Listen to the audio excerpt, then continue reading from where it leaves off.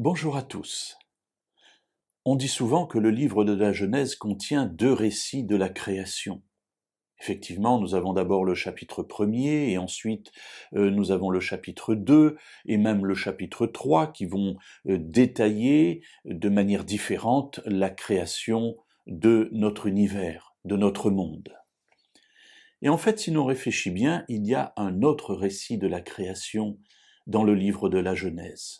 Vous vous souvenez qu'après plusieurs centaines d'années, même plus d'un millier d'années, Dieu va détruire la terre. Parce qu'il dit, ce monde est devenu tellement mauvais, le mal s'est tellement développé au sein de l'humanité qu'il n'a plus qu'une seule solution, détruire la création qu'il a faite de ses propres mains. Alors le déluge va venir. Mais Dieu va sauver une famille, Noé, sa femme, ses 3 fils et ses 3 belles-filles. Et pendant plus d'un an, ils vont être dans un bateau, ils vont être ballottés par les eaux et finalement, j'allais dire atterrir, excusez-moi, un bateau ça n'atterrit pas, mais échouer finalement sur une montagne, le mont Ararat, et là, ils vont sortir de l'arche. Et voyons une parole que Dieu adresse à cette famille, seule rescapée de toute l'humanité qui a précédé le déluge.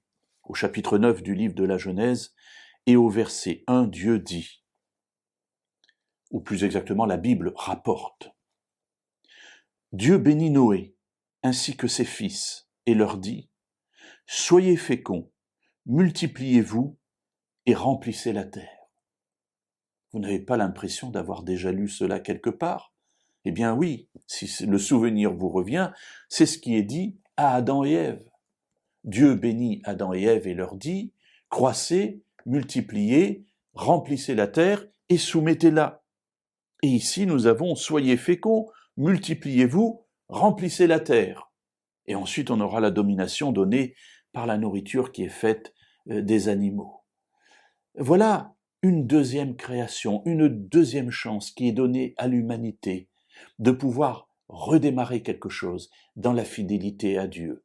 Et c'est pour cela que nous retrouvons les mêmes termes. La première bénédiction qui est donnée dans toute la Bible, c'est une bénédiction sur croissez, multipliez-vous, remplissez la terre. C'est l'enfantement, c'est le résultat de l'amour entre un homme et une femme.